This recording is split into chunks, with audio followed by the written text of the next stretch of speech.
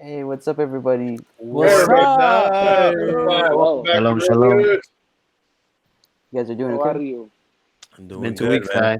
I It's missed been you. 2 weeks. We're back. It's been I a missed while. you. You I guys, love know, that we That's all took of you this guys. It's been planned 2 week break in midst of yeah, summer. It was great. totally. Planned two It's week planned 2 week break. hiatus. We Every- did it. it was a I love great was it. awesome. vacation. I love how we, Yeah. we're so structured. We can give each other 2 weeks off. Yeah, hey, I have a question. What yeah. up? Rico Jr., congratulations. How is Thank it you. That's not a to question. accomplish? Honestly, I, it's not. I said It's not congratulations, a and then I question. was gonna. Wait. Since you said congrats, Rico. This is for you. I was gonna ask the question after that. I said, how does it feel to finally be able to propose? Feel good. A lot of stuff stopped me. There was a lot in my way. There was I the know, there COVID, was, and there was COVID, the nation of China, and the secret weapon COVID. There was China. China. There China. was the China. It's a lot of the the stuff nation on of West China. Coast happening as well, making it really difficult to try to get the time in. But, finally No, made it. Finally nailed it. What is meant to be will be, my friend. Oh, I'm so happy for you there he to is. know this. I there you love go. the heck out of you both. Thank Uh, you. don't get married before me. Why not? Or do. well, this is No, fun. Who's gonna no, get married? Who will get no, married first? no. Why? Because dude, I've been engaged for a year and some time now. Am I invited to It's, both weddings? do it. Do it so he gets some pressure on, man. So he starts feeling Who's No, holding pressure. that? listen. No, November is the date. We're shooting for November. Hopefully, COVID doesn't ruin it Look, again. I'm gonna get you guys Oh, both a November? toaster. Is that okay? But you guys A got. what? Listen, I'm gonna get you guys both a toaster. listen. I don't need a If toaster. I'll just take the cash that the if I'm toaster would have invited cost. to both weddings, So store credit, I can't Walgreens wait. store credit. Store credit, absolutely. Just Alex, make sure you it's are not invited point. to the wedding. Actually, everyone here is invited to the wedding. Hey, Johnny, I'll take either cash or a toaster oven, please. I'm gonna Uh, one up all of you. I'm gonna go to Revive and get married 2 weeks later. Everyone just found That's how that works. ooh, Hey, listen, Russell. If you do that, Happens always you're gonna awesome. be the greatest. the greatest, the goat. Happens always. Russell, you will accomplish what every young male in Hebrew roots has tried to You will achieve. destroy my record. You With are the- the with- chosen one, Russell. All right. So I mean, we're all here to talk about. Because I wanted to talk about traditions. Tradition.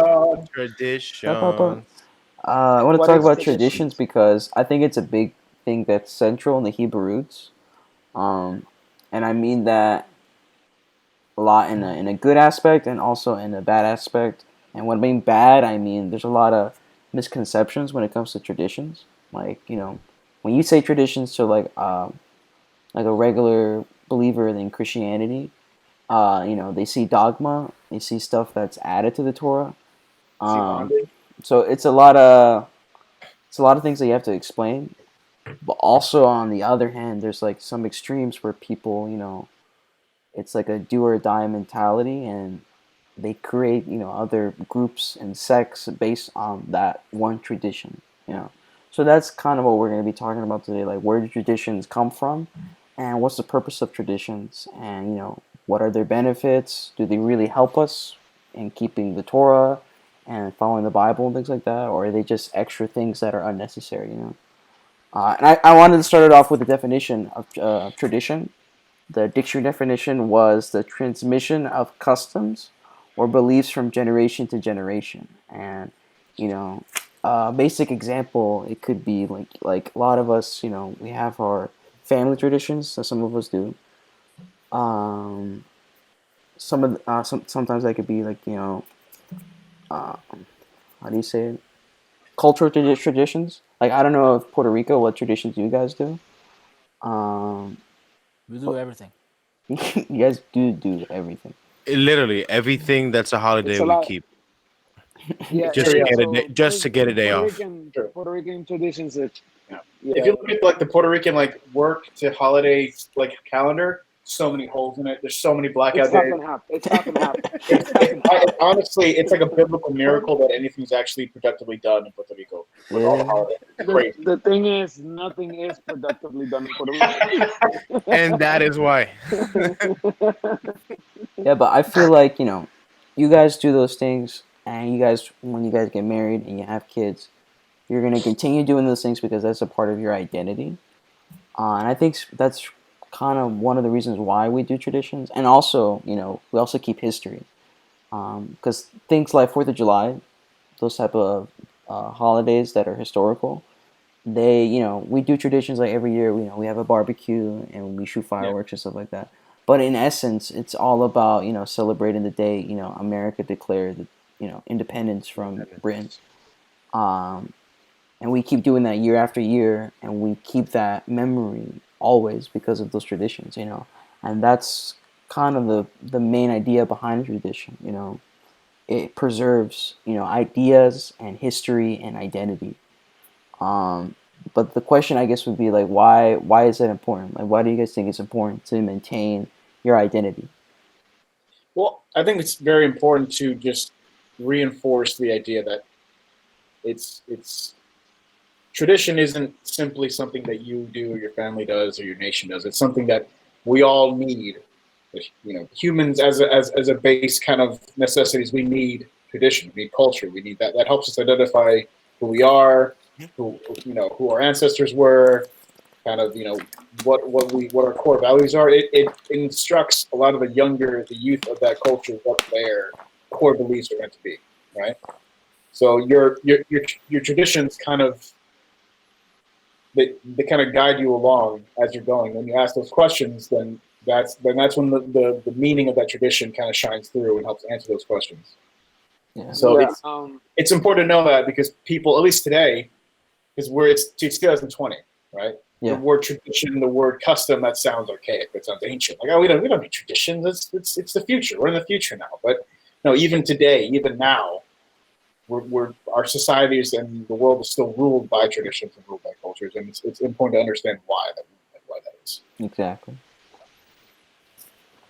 yeah. It's like I was saying, it, it's the aspect of the remembrance of what makes you you, and bringing it to fruition. So, for example, like, we don't think of it as a tradition, but it is by definition, right? When you think of something that makes the United States what it is, it's, oh, you're innocent until proven guilty without a reasonable doubt. That in its technicism is a tradition of the United States. It's something that was born here, that was passed down generation to generation, and it defines who it is, who they are as a nation. And the practicing of it reminds and takes everyone back to the core moral beliefs that made them who they are now, who they strive to be. And so us, we keep every commandment, um, you know, through the generations, in a way of tradition, I guess, if you want to Yeah. put it that way as well, right? Because it reminds us who we are. Right? That's why the Lord is constantly saying, "Hey, remember that I took you back. I'm the one who took you out of Israel." It's a constant thing of do these things so you remind yourself who you really are and what your purpose is here. So If I can build off of that, Oscar, I think taking something out of what you just said, inside of not only our laws but our traditions, we find ways of encasing our values within them, like our values of who we are as a people, what we hold most dear, what defines us. We encase that not only in our laws but in our traditions as well as what makes us unique from other people. Like our values are encased in them. Yeah, yeah, that's true. And tradition is, sorry, give me 1 second. Okay, right. And like tradition, at least historically we've seen, is a good way to kind of encapsulate certain things that may have died out. Like, to kind of jump ahead a little bit, the destruction of the temple, right? That left all the Jewish people completely stranded. We have no way to kind of worship or do these ceremonies. So in times like that, tradition, like we see in Judaism, tradition helps kind of keep the values and keep those important lessons and keep those important traits and ceremonies and the ideas of that persisting long past the temple itself, because we need something. And so the original idea of a lot of the things we see even today in Judaism are kind of like Russell was saying, like the encapsulation and kind of like preserving that memory and preserving that methodology. Go ahead, even know what you're saying? Well, one of the things about tradition also that not only just like the ones that we keep that are outside of Torah, it's that kind of mankind is kind of we need relations. You know, we need to communicate with one each other. That's one of the things we do. Well, we all keep the 4th of July, so that's one way we all get together. Same thing, kind of, and this is my opinion. I'm in no means an expert. It's kind of things with the Sabbath. It's a commandment to congregate. Once we do that, even though it's a commandment, it's a tradition. You know, we all get together, we do the service, and then we have an oneg afterwards. We get that relationship between each other, and with tradition, it's one of those things where you see all of these people doing it. Well, hey, maybe I belong with something. I'm part of this. I'm not such an alien or I'm alienated. Like sometimes it happens when you're like, oh, everybody's like Merry Christmas, and you're like, I don't really do the Christmas thing. And it's like, oh, that's kind of odd. What do you do? What do you not believe in Jesus? You not believe in Jesus' birthday? Well, it's one of those things where you kind of take refuge in and like kind of instead of kind of going ahead to those traditions that we might not have as a family or your congregation has or the group of friends you have this tradition where you keep each other strong in what you believe in. It's one of those things. Well, we're all in this kind of together, and it kind of it happens to me when we do certain things. It's like, oh, it reminds me, this is what we're doing. This we're all in this together. Yeah, because I was gonna say, you know, usually the counter argument that I face with a lot of people, to be like, you know, so why is it important to keep my identity? Because why don't I just integrate with the current culture and, you know, basically like the melting pot in a way. But I guess it's different when we're talking about the Bible specifically, because that's an identity that you cannot get rid of. That's something that God wants you to put upon yourself in a way, so that way, you know, you never forget about it. It's always on your mind, and it's something that you pass down from generation to generation. So that way, you know, you preserve those ideas, like you guys said, and you know, that sense of community, which is very, you know, important. And I guess, you know, the next question that, you know, that I want to ask is like, why is it also important to keep history? Why is it important to keep history? Why don't you just, you know, let it fade to the background? Because for some people, it's not important. Some people, they just like, you know, yesterday doesn't really matter. It's more about what's going to happen tomorrow and today. That's what people focus on. Yeah. And partially that's kind of true. It is kind of important to think about, you know, what comes ahead, but you know, you can't let go of your past, you know, because in a way your past is what defines you today. It's how you got here. Yeah. And I don't know what you. Yeah, if I may. Yeah. So when you see the history of Israel as it was being birthed as a nation, like I said earlier, like you see this constant reminder by Elohim to hey, remember where you come from. And I think the reason that it's so important and Hashem is constantly pushing that onto us is because human beings as a species have a tendency to move past where they were and totally forget. Like us, we don't talk about what happened 100 years ago, really. Yeah. You know, except if you're in history class, but we don't really think about it. We don't really put attention to it, and we really forget where we come. Like, I don't know anything about my great-grandparents. Sadly, I know nothing about them. I don't know where I come from, and that's very important because if I know where I come from, I can, first of all, thank God for where I am in now, right? The Lord says, hey, when you're eating good food, remember where you came from, because I'm the one who gave you this good food. Remember, you didn't just come here by just wandering into you. No, I brought you. So it's the remembrance of your history. It's a recognition that God was in it. Exactly. At least for us, right? It's God was there. He made that happen. He's the one who led us through here. And that's why he's constantly telling us to remember, because we are creatures that want to glorify ourselves, and we will. So he's like, no, remember where you come from, so you don't start doing that. So you remember that I'm the one that you should be glorifying. I think that something that we can also look at, it's today in the modern world, there's chaos out there, and one of the main topics going around, not even just in the United States, overall everywhere, is just history. And to a certain extent, many people want to erase that history because sometimes it's not the best history that you want to remember. But history is, like you said at the beginning, John, it's what defines us as people. And the thing is, either two things happen when you remove history. You open yourself for that to happen again, or you learn from it. So which one is it going to be, you know? And that is that connection you see it in the modern world because people want to erase it. But the thing is, if you erase it, you're becoming part of the problem because then no one's going to remember what happened then. And then what are your children going to learn? Mm-hmm. Exactly. Yeah. Mhm. It just becomes open. Yeah, this To add is on to what? Go ahead. Go ahead, Russell. To add on to what Tito's saying, sorry to cut you off. No, you're good.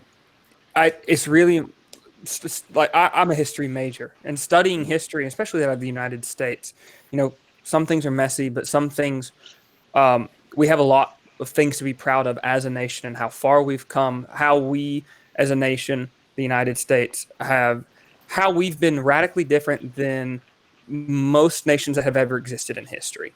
Yeah. And through our nation's history, those are our what we could call our national shared experiences that define who we are as a people and those moments which we can rally around hundreds of years later saying that this defines us who we are as a nation. Like these moments, these shared experiences, these echoes from our past that we should keep repeating on, that we should hear from generation to generation as we pass them down to our children. This is who we are. Without our history, we lose our identity. And we lose our values as well, and the things that we should hold dear as a nation. Like, for example, we just celebrated Juneteenth, you know, and we should. I mean, that's now like a holiday in 40, or it's recognized in 49 out of 50 states. But you know, that's a holiday that recognizes the reinforcement of the Emancipation Proclamation in Texas, if I remember correctly. It's the day when we rally behind the moment that we're defending our national decree that we were giving liberty to the captives, liberty to those who were oppressed, that we were going to depart from thousands of years of human history, and we were going to say no more to slavery. Like, no more. We're turning a new page. We're a country based on freedom, that every man is made in the image of the invisible God. Like, that is who we are as a people. That is what we hold dear. And we shouldn't forget something like that. And if we allow ourselves to forget what our history is, then we begin to lose those values that we hold dear. And so it's something that can help define us who we are as a people. And that's why I think that history is important, along with the lessons we can learn from it. If I might quickly add to what you were saying, Russell, like, and if you read the Bible, you know, you see that's what kind of happened to Israel. They forgot about the commandments and the traditions that they kept, and their history, like Oscar said. And because they forgot, they fell back, and they went back into that. And told the other tribes that the only way they're going to be able to beat them. You can't beat them head on. So you have to have your people integrate with them and just water down their whole system. That way they just forget who they are. And once they did, that's when it all kind of fell apart. Exactly. That's why it's important to remember where you come from, like Oscar says, because it's a big deal. You know, you can't forget where you came from because that, in a way, it guides to where you're going. You know. Well, one of those things going to kind of integrating what we've all been saying it's silly kind of. I was watching Looney Tunes, the classic cartoons, and in an episode I didn't get to watch it because I had to leave for something, but I saw a little graphic that came up and it was like, well, we're gonna show this cartoon which shows racial sensitive stuff, and it said we're gonna show it anyway because it's a part of our history that happened. To not show it would be ignoring history and forgetting where we come from and how far we've come from the mistakes. So it's one of those things where a lot of I've heard in Spanish there's a saying that you can't learn through somebody else's head. Well, my dad always told me, well, that's not true. You can learn from that person's mistakes, from that person's experiences, and apply them to you. It's one of those things that if we just completely forget our culture, our identity, no matter how wicked or how bad it was in the past, we can use that to move forward and keep going. And kind of the example of Israel, they forgot their traditions. Bad things happened. Oh, wait, let's go back this was working before. Exactly. God had our backs when we were respecting Him. Let's keep those traditions going, so we keep our God happy and we have His security and protection. Yeah. So let's talk about some of the. Um, Or you want to say something, Tito? Or somebody wants to say I want something? to one I want more to say thing, something yeah, very quickly. so do I. Okay, Okay. let me just. I'll say something very quickly. And what I wanted to say was that as we read through the Bible and the Torah, and sometimes talking about traditions, there's two sides. We have the side where we judge everything the Jewish people do, and then we have the side where we try to make a balance, or we go all the way to what the Jewish people do, right? And but yet all those traditions that the Jewish people have kept throughout many generations, it is what has us here today, being able to do this podcast, and was being essential to our lives, And something that I also wanted to mention real quick before I give it to Oscar, was like the Holocaust, right? Right now, this week, apparently I think it was in Nashville, Tennessee, they vandalized a Holocaust memorial site. I was reading an article earlier this year. I think in Italy, less than 20% of the younger population actually recognize that the Holocaust happened. And I mean, it happened in a neighboring country. How can you forget this? And people are fighting over and over against dictatorship and how they want democracy and all that sort of things. But yet, something that happened in their neighboring country that was a complete genocide, they forget. Yeah. It's just nuts. Yeah, I'm sorry to cut you off a little bit there. You're good. And I just want to do a final closing statement on this particular segment that we're doing about it. Yeah. And it's just to tie it all together. It's there are two aspects of our history that we should be very mindful of. That history echoes both good and bad. It echoes, as Russell is saying, the actions, the righteous actions that we should mirror of our past, that we can rally on as a nation and be like, no. See, we do have this wonderful thing that defines us morally, but it also echoes the evils of our past. And as it's been said, ignoring those evils is just giving yourself the ability to repeat them. So remembering your past is just taking these two things, the good and the bad, for yourself to grow and move forward in the best path possible. And as Ivanil is saying, right, none of these paths that we find ourselves in haven't been walked upon, right? Solomon, in the book, everything Solomon wrote, the book of Ecclesiastes, he says there's nothing new under the sun, right? Everything is a process that is repeating and will be repeated. So if the paths have already been walked upon, it is our duty to know which way is the best way, and we can only do that through the remembrance. Exactly. So we need to rally behind the good and learn from our mistakes. Exactly. Yeah. You Yes. can't just erase your mistakes. You can only learn from them. It is what it is. And that's what makes you a better person and country overall. But now that we've talked about like what purpose a tradition serves, I'd like to go over some of the traditions that we keep, like I keep and some of you guys keep. Things like the Kiddush, or some people wear kippas and things like that.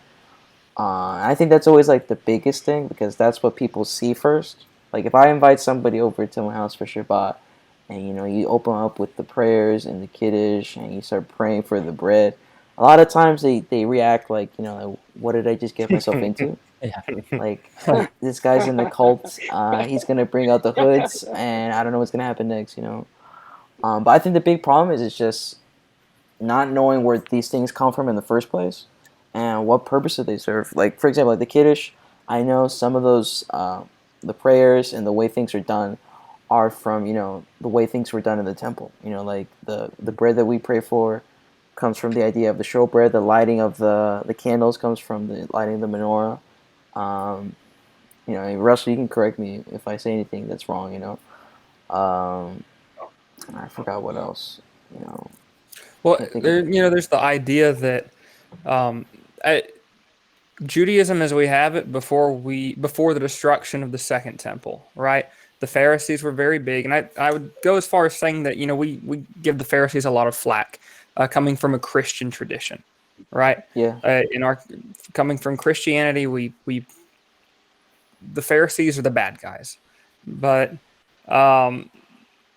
in Judaism, I think what we have in the New Testament is like one perspective on the Pharisees, and particularly probably sects within the Pharisees themselves. There was probably not just one. The Pharisees weren't just a blob, Oh, yeah. but Judaism, as we have it after that period, it was basically reconstructed by the Pharisees after everything fell apart, and they're what kept everything going. And so, and a lot of the tradition of the Pharisees was based around like how can we integrate the temple into the daily lives of the people, things such as ritual purity and bringing the service of the temple, like making that into like the service of our hearts, and how can we live more holy, dedicated lives to God just in our daily, even in the mundane, and how can we make that a holy service to God? And so I would say that is a big part of what Phariseeism was back in the day. And so post destruction of the temple, they kind of had to rebuild a structure for everyone, like without that, because the temple was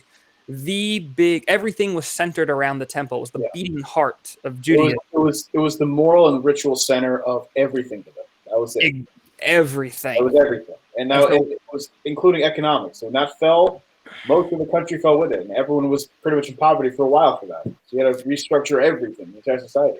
Right. And so once that falls apart, it's like, how do we, how do you serve God if we don't have the temple, Yeah. And so that might seem like a silly question to us in the 21st century, but for them, I think it was a very legitimate question. How do we fully serve God without the temple? And so in come the Pharisees saying, okay, here's how we need to make the service of the temple, how we need to incorporate that into the service of our hearts. We need to be able to, if we can't build the temple, we need to encapsulate it in traditions. We need to make it into something where even in our day-to-day or yearly actions, we remember it, but we don't lose the holiness that it was supposed to teach us and how we were supposed to walk out our lives before God. The temple, the priests were meant to teach the people how to live holy lives. So in the absence of that, how can we not forget those lessons? And so then a lot of traditions start being based around this idea. I would argue. And just real quick, I just want to say something real quick. This is just a quick disclaimer.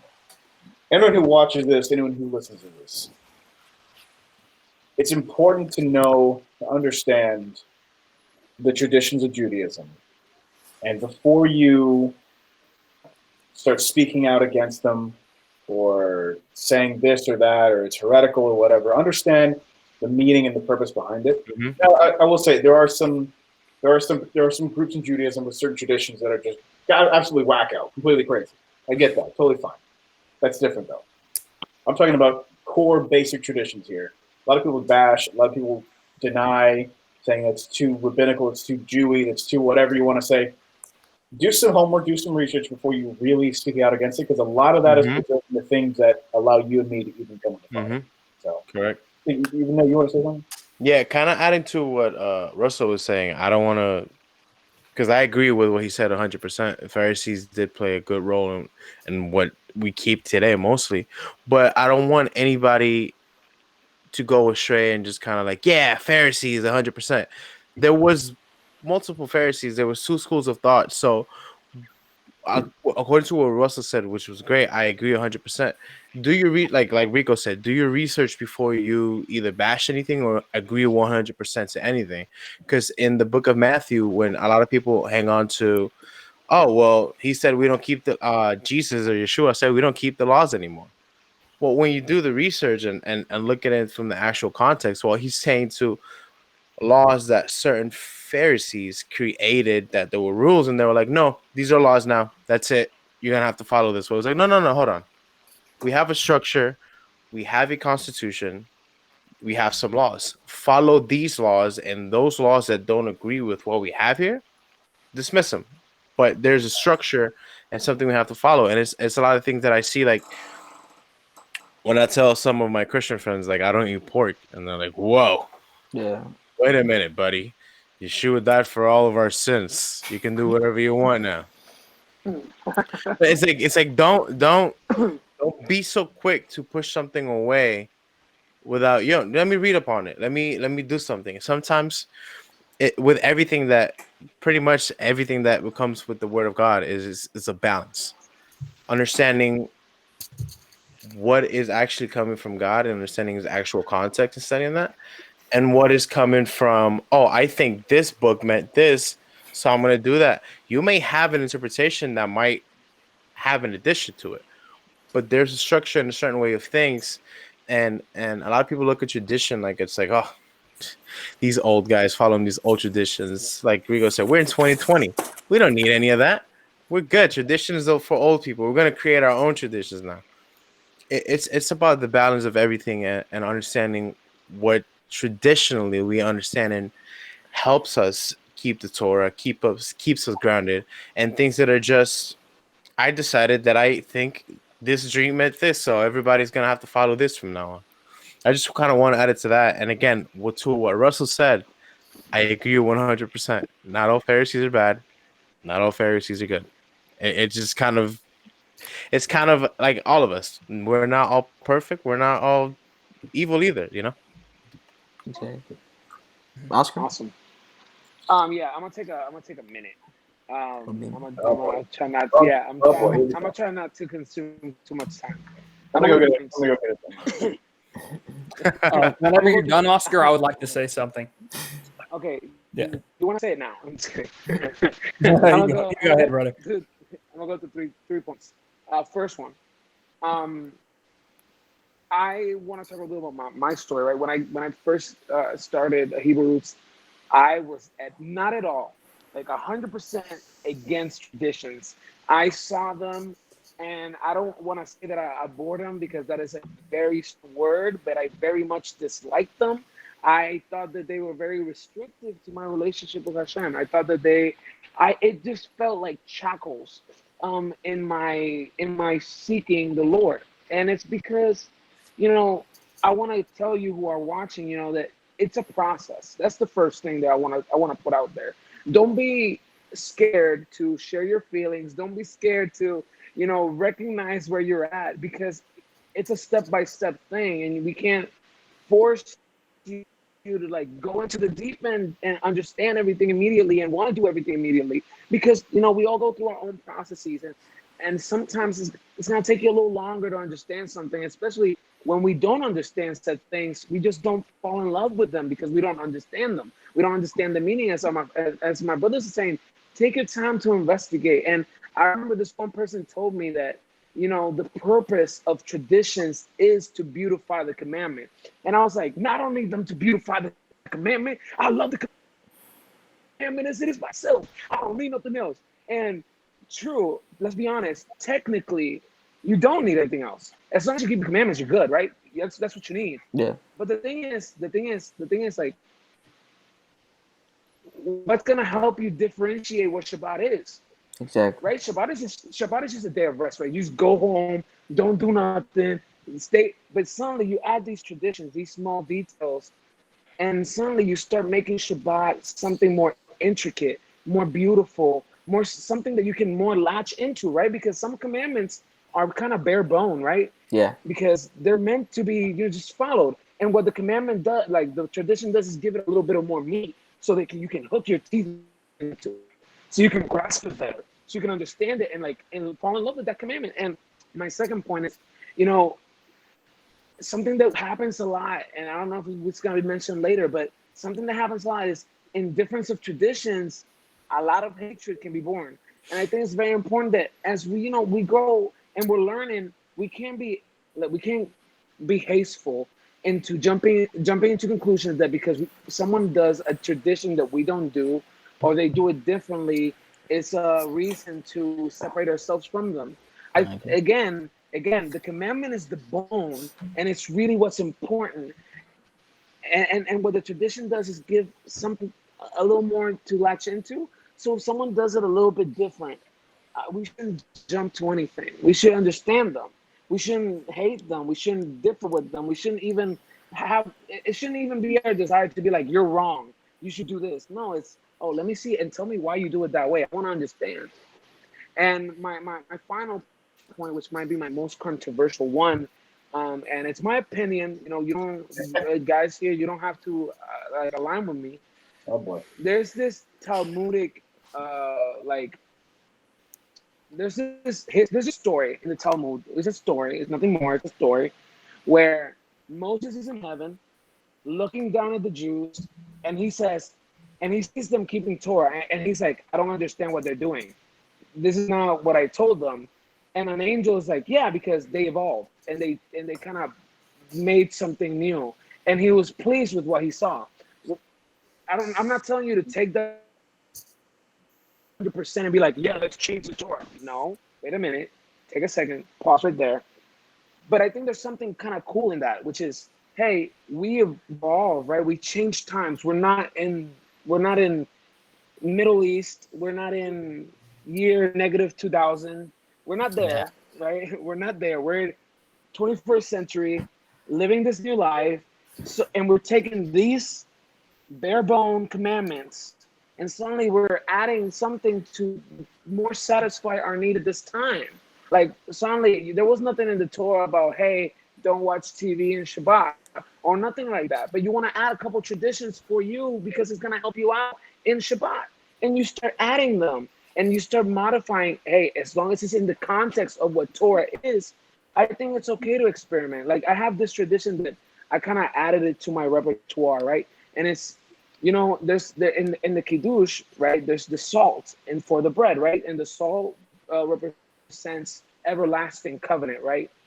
And I love that part of the Kiddush. But I wanted to add something else to it because I wanted to teach somebody something.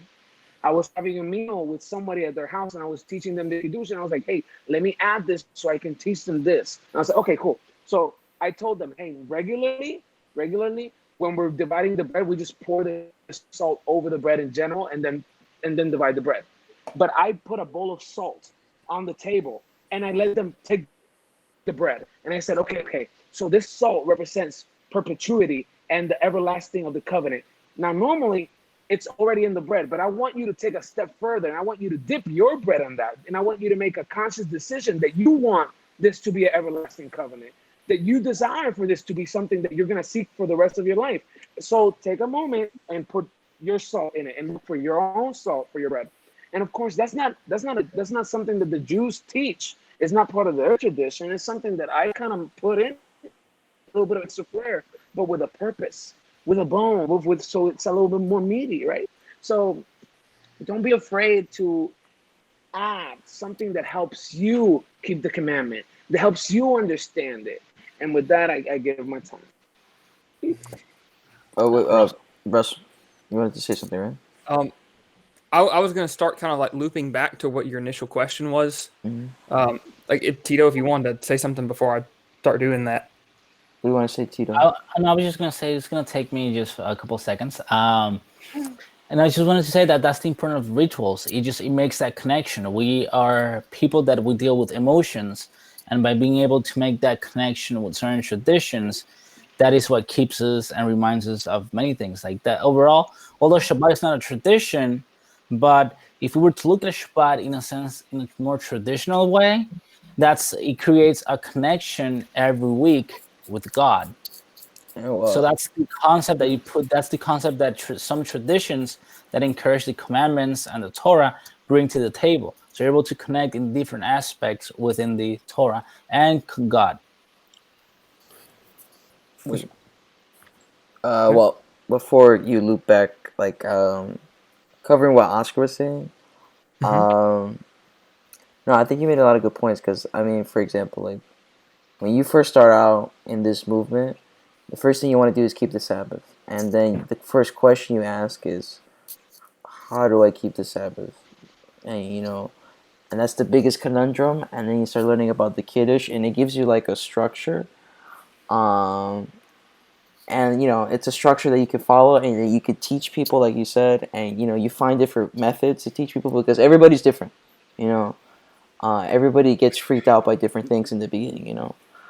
But then when you start studying and looking into it, like you guys were saying, it becomes more clear, of what we're doing. Like the idea that in the ancient Near East that they had covenant meals between two people, and that's why they would put salt on, like, on the table and things like that, because that represented like me and you are having, a pact, and it's everlasting, because that's what salt represented back then. So that's what we're doing every Shabbat. We're having a covenantal meal, basically with God, saying, me and you, God, have this pact, this covenant between you and I and my family, and this represents me, keeping it and passing it down to the younger generation. And that's essentially what it is. And I think that's something that people don't understand in the beginning.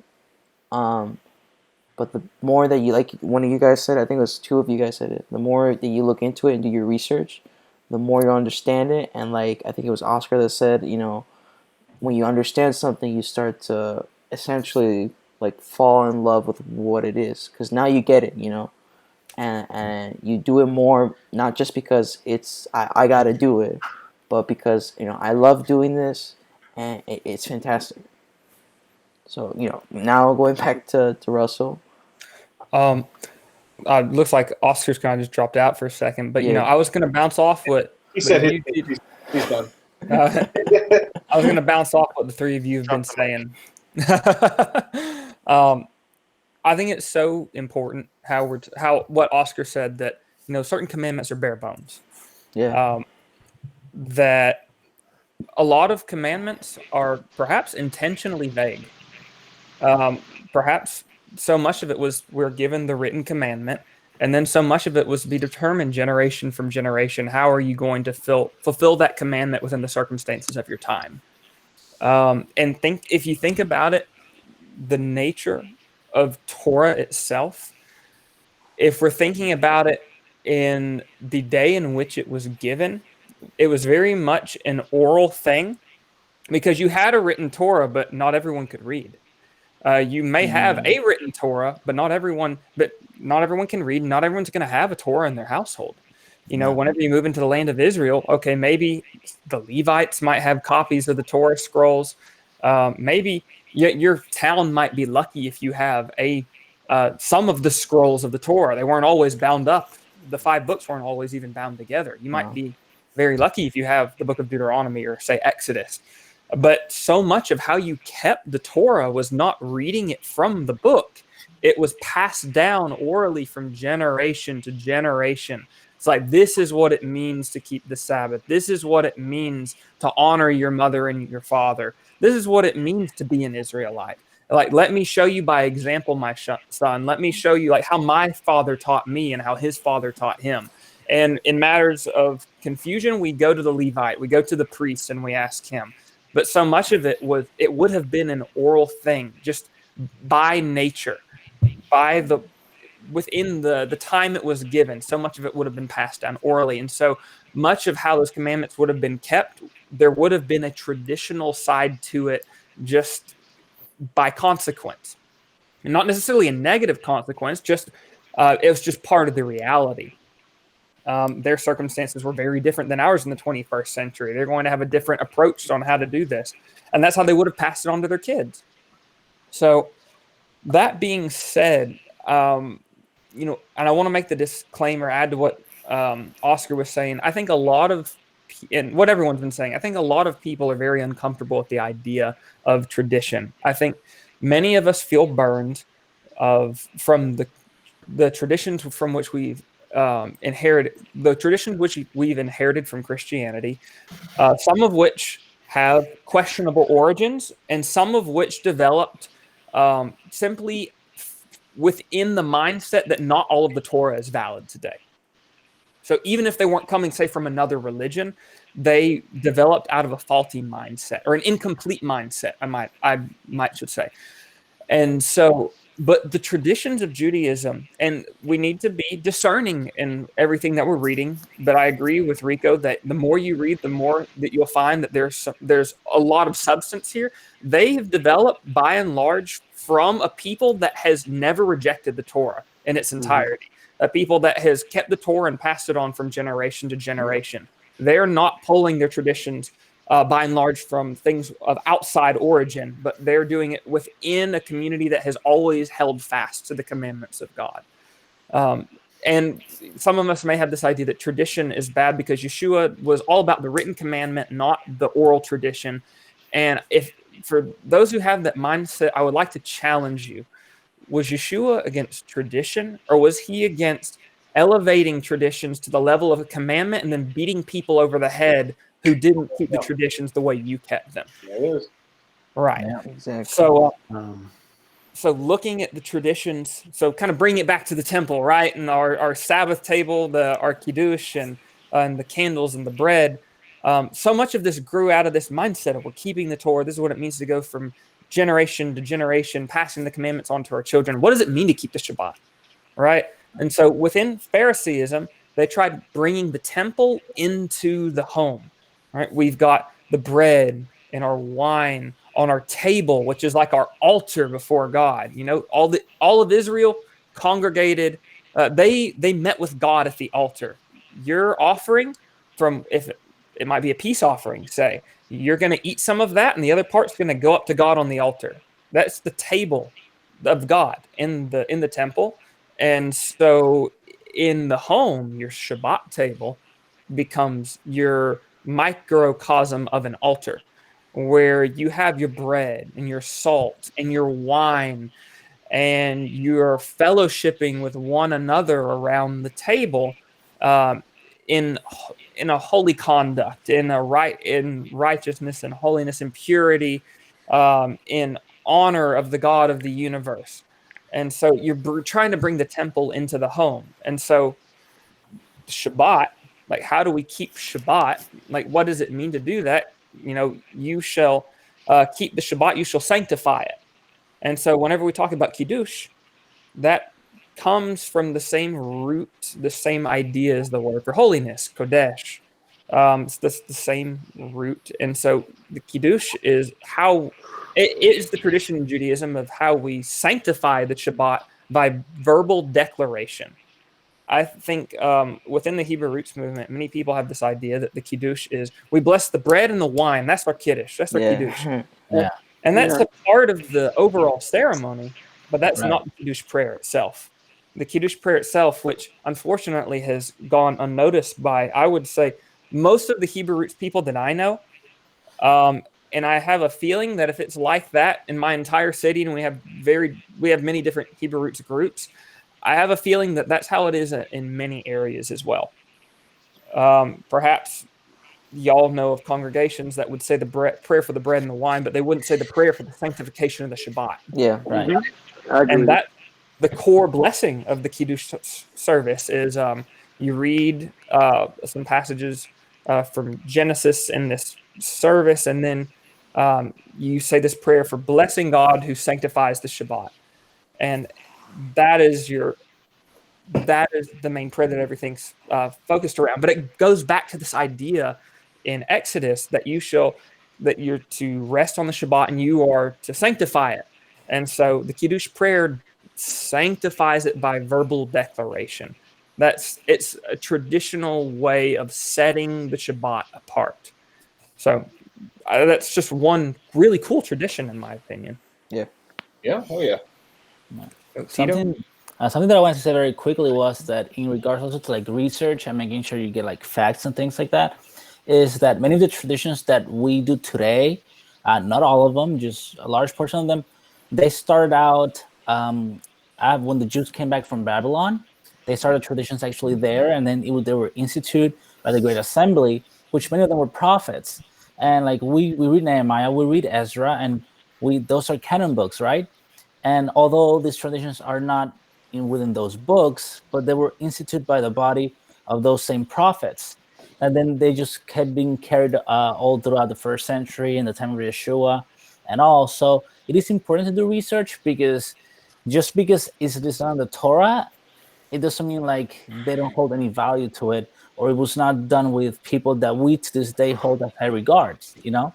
So it's very important to do so. Like the Kiddush, when you do research enough, most of the portions actually were instituted by the Great Assembly. So it's very important to know what sources you read to and where it comes from. It's not No, I something think that just came out like a few like years ago, 500 years ago. No, this stuff has been going through for thousands of years. Yeah, exactly. Yeah. I think it's really awesome that you point that out, Tio, because I've met many people that have this idea that, well, the traditions that were kept in the first century were vain pagan traditions that originated in Babylon, and after Babylon things got corrupt and we're going downhill, and so many things were now infused into Judaism that Yeshua had to come in and purge. I've heard weird things like this before, Yeah. Yeah.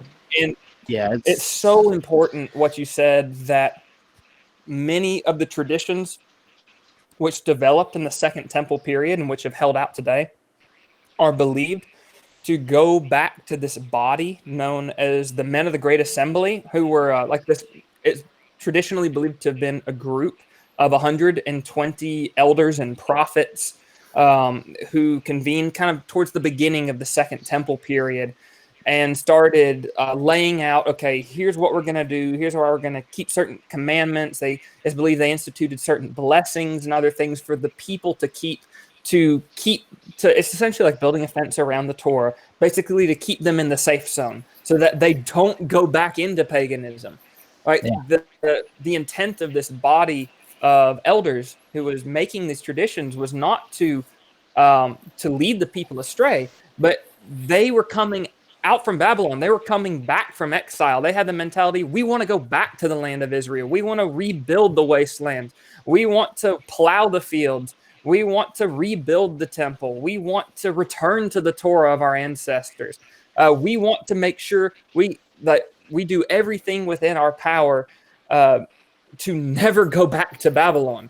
We want to do everything we can to undo this exile that's been done to us, to return to the Torah and make sure that we never end up in a situation that leads to exile again. That was the mentality.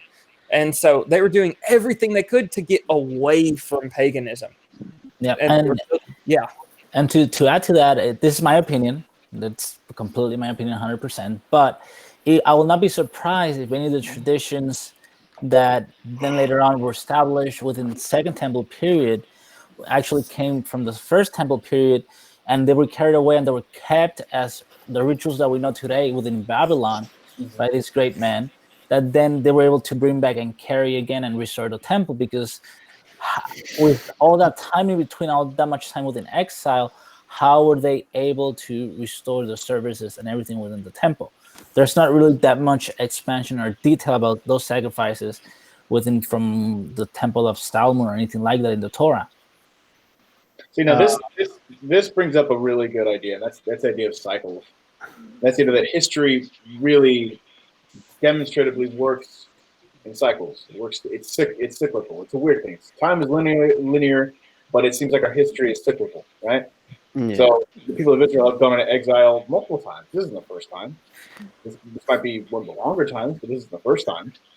Yeah, but each time we've kind of done the same thing using the traditions we have.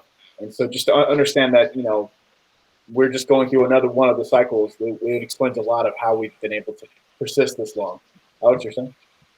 The thing is, like, from my angle, obviously, I have like a different angle from most of you, because most of you have been raised in the religious aspect of things, right?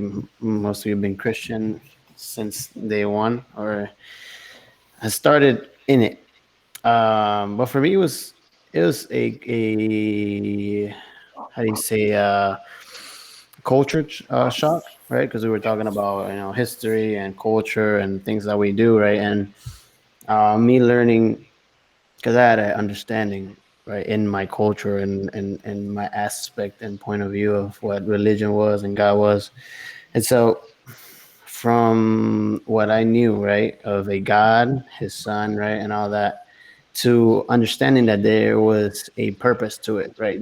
Because when you look at it outside of Torah, right, it's, for us, we understand that there's a purpose for it. But when you go into the world, like, there's so much chaos in the midst of religion, because people are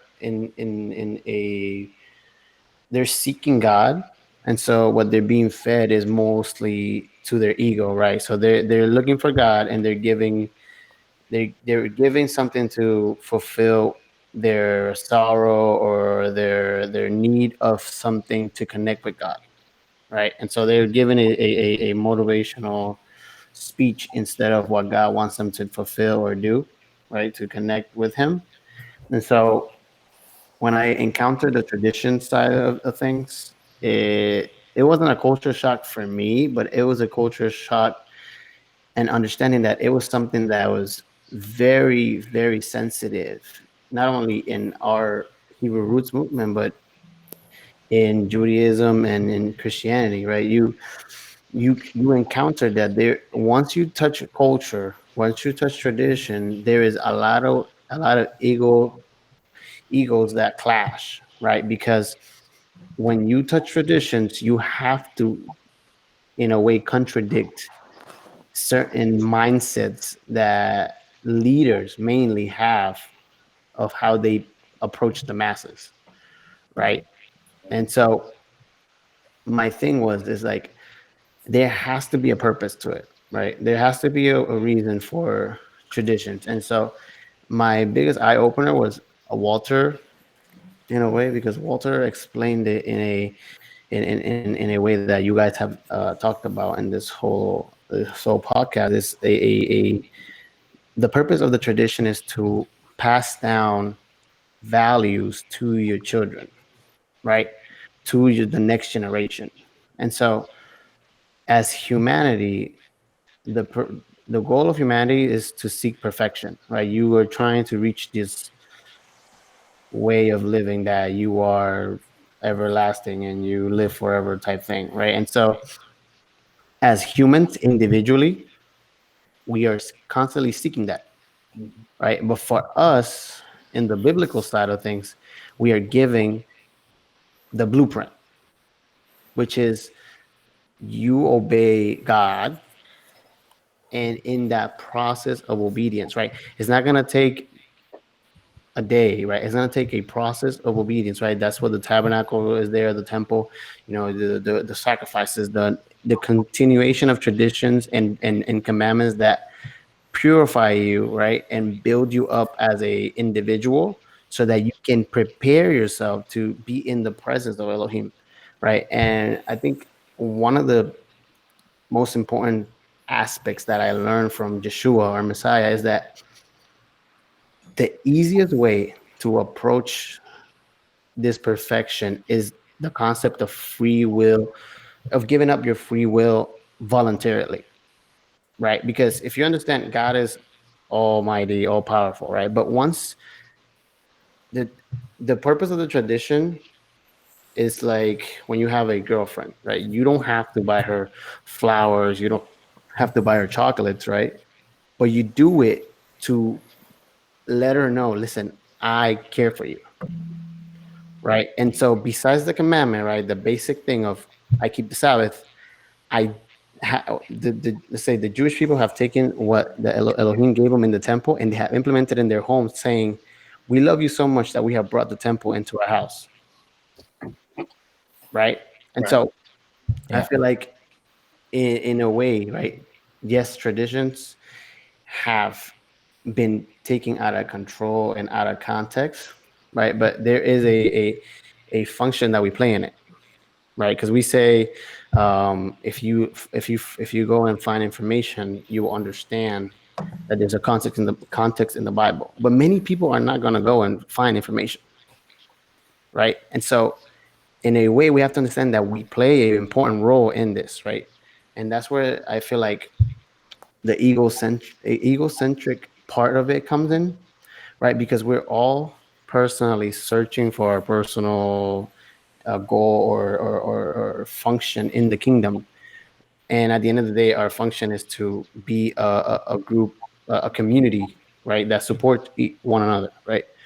Right. The purpose of Israel is to be a light to the nations, right? It's not for Alex to be a light to the nations or Jonathan to be a light to the nations or Evania to be a light to the nations. It's all of us together. Exactly. Right? We all form a unit function in being a light to the nations. And so the goal, I personally feel, is that as traditions and commandments come together, right, and we start walking in the biblical side of things, I feel like the more we stick to what God wants, which I think is simple. For me, it is simple like that. For other people, it's not, because, like I said, many people are being taught, like in Christianity, the law is done away with, and you don't have to, in Yeshua, everything is done. In Judaism, Jesus eliminated the law, so they're like, well, that guy is not the guy. That's not Messiah. And Muslim things is the Allah, freaking what, Muhammad. So Muhammad is the one coming in a white horse for some reason, right? And so everybody has their own opinion.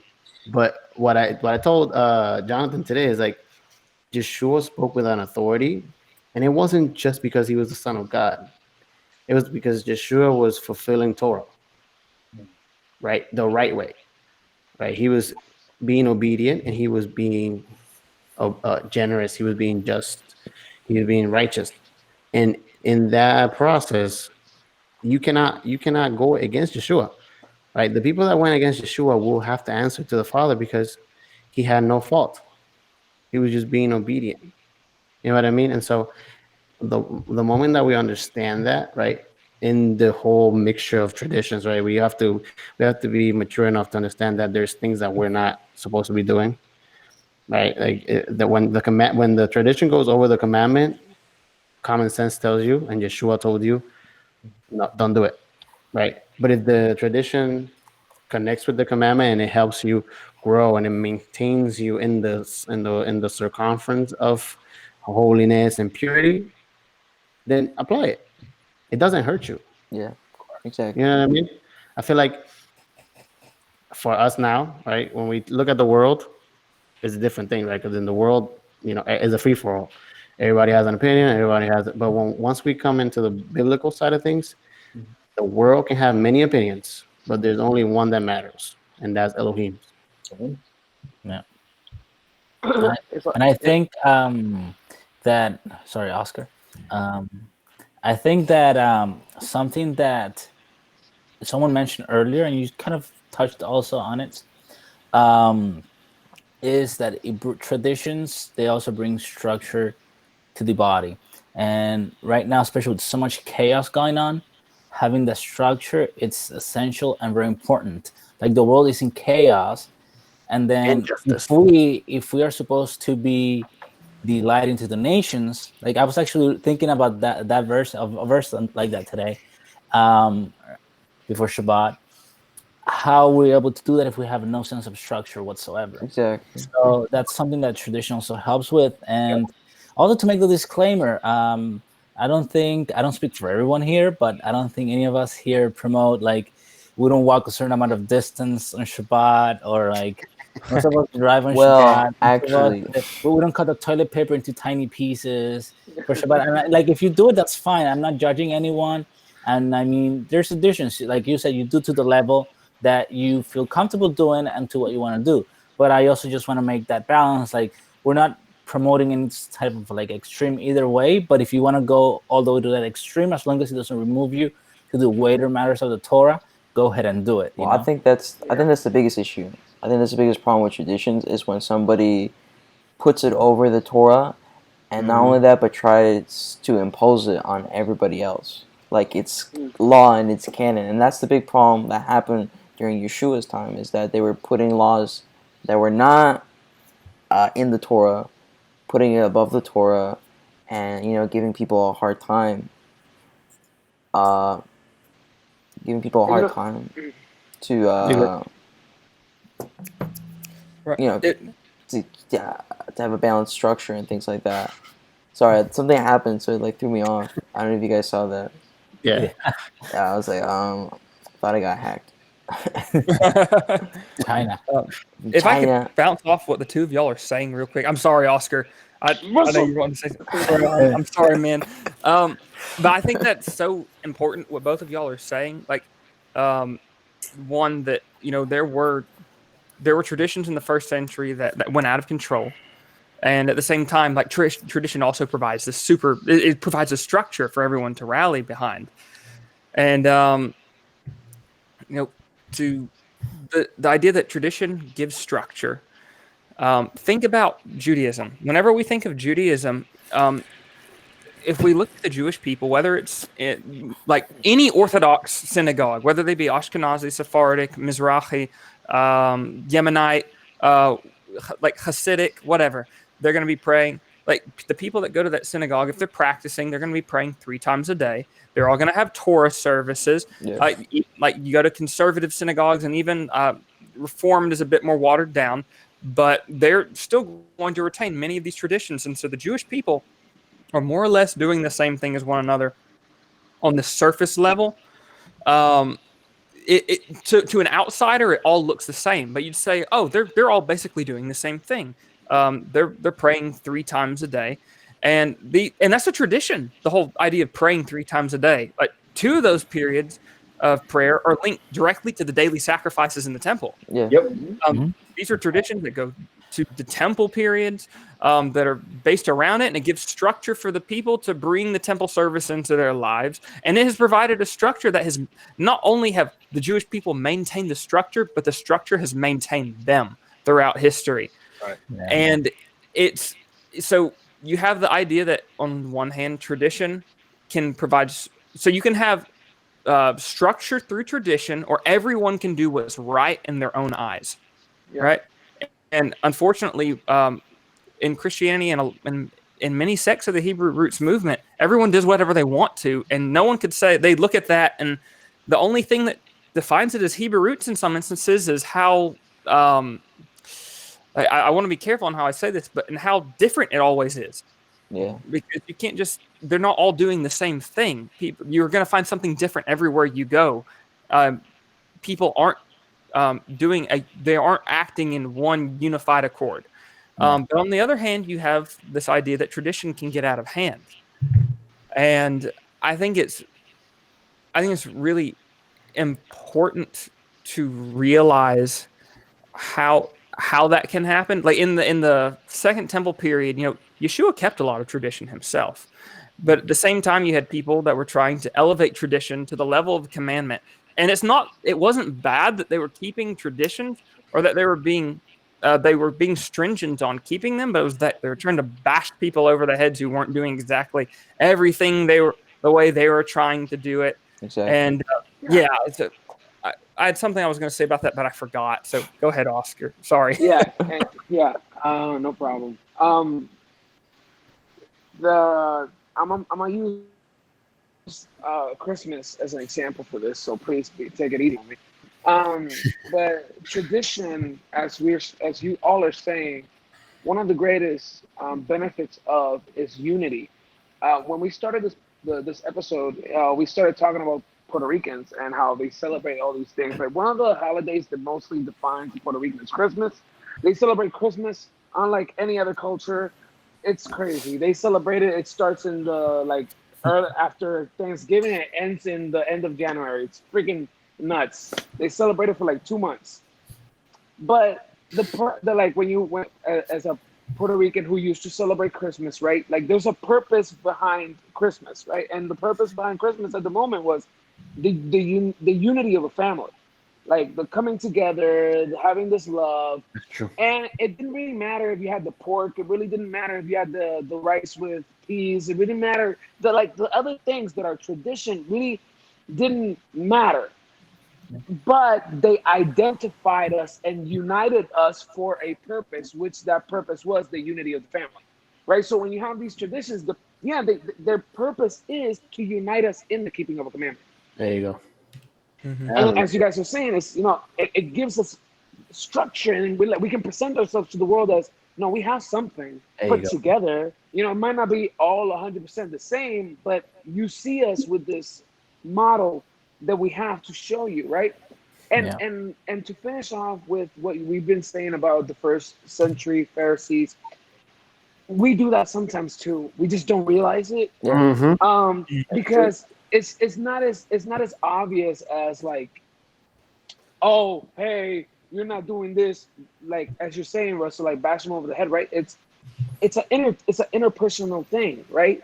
If you're suddenly which is what Yeshua criticizes. Like, hey, you're saying that you're keeping a tithe for the temple, but you're not helping out your dad or your mom. You're not giving Exactly. them what they need. Like, I get that you're doing something good for you, and it's good for God. Like, God likes it, right? But the thing is, there's something that you're missing, right? And it's when we see Isaiah, when God is speaking to the people, it's like, hey, you bring me offering, you bring me all these things, but that's not what I want from you, because you're not giving mercy. You're not giving all the. So we have these traditions. For example, let's just say like you're doing the kiddush, but then after you finish the kiddush, you go and make someone work for you. You have someone come to your house and work on do something on your house, and something's like, hey, you're elevating the kiddush over the Shabbat because you're keeping the kiddush, you're making sure you do it, but the purpose of the kiddush with the Shabbat, you're not doing it. Mm-hmm. So even ourselves, when we're starting to take up these traditions, we have to be careful not to forget that the tradition is, as Paul says, a shadow of the actual thing. Yeah. The tradition is what leads us to the actual content, which is the commandment. Exactly. I think, wrapping everything up, I think that's the whole point of a tradition. It's not something that replaces something. I think that's the biggest misconception. It's something that leads you to that core idea, that core belief, that core identity. And like you said, Oscar. In our worship, that's really what it is. Yeah, and like you said, Oscar, it's a lot about community, and because when you see somebody else that has either the tzitzis or a kippah, or you run somehow into a Hebrew roots person, you can't, you get excited because Yeah. you have something in common with that person. You share that identity of being a believer in the God of Abraham, Isaac, and Jacob. Even if your beliefs might not be exactly the same, it may be a whole different traditions or whatever, but just the fact that you come across somebody that's also a believer in the same God, is something incredible. And I think that's something that people in the movement have to focus a bit more on. And I think they focus too much on, doing these different traditions a little bit more than trying to, fellowship and, be a brother or a sister to somebody, And I think that's the thing that we need to fix on, because somebody's gonna see our movement, and they're gonna see, like Russell said, you have one church that does something totally, completely different from the other church, and sometimes they're like only a few miles away. Sometimes on the same street. Sometimes it's on the same street, and it's like, so like, what's going on here? Like, what do these people believe? Are they all on the same page? And they're gonna see everybody's like, zigzagging everywhere, and they're not gonna want to join because they're like, you know what? I don't think these people have it all together like they say they did. It's just Christianity again. I don't want to do this. Yeah, so then that's not what we want to do. So traditions, they have their benefits, but if you put it above everything else and you do or die mentality, then it becomes a burden, like we see in in the Bible. Like that. I think the simplest example is when the Yeshua's disciples, they didn't wash their hands, and then the Pharisees started freaking out, like, oh, they don't wash their hands, they don't keep the oral law that they created. And he's like, well, what you put in your stomach gets cleansed out, and you're fine. A lot of people take that out of context, Christian wise, saying that Yeshua made everything clean, but what he's saying is like, it's not actually a commandment to wash your hands. It's not bad to wash your hands. I hope you guys wash your hands. Yeah, especially in these pandemic times. Please wash your hands. Wash your hands. 20 seconds under the nails. Get it all. Do the works. I think it's a hoax. But I think yeah. hours with the content that we're not going to get. But I think that Come encapsulates. back for part 2 for the next conspiracy podcast. But I think that encapsulates like what a tradition is. It's not that it's bad. It's good to do, but it's not above what God says. And you can't hold it on to somebody who doesn't keep it because they're not breaking Torah. It's good to do it, but you can't beat somebody on the head like Russell said. And I think that's just where we're going to close. We might do a part 2. We may or may not. We might just leave it like this. But we'll see you guys for sure next week. All right? Oh, yeah. Next week. Sure. Peace. Peace. Shalom, shalom. Shalom. Thank you. Later. Shalom. See you.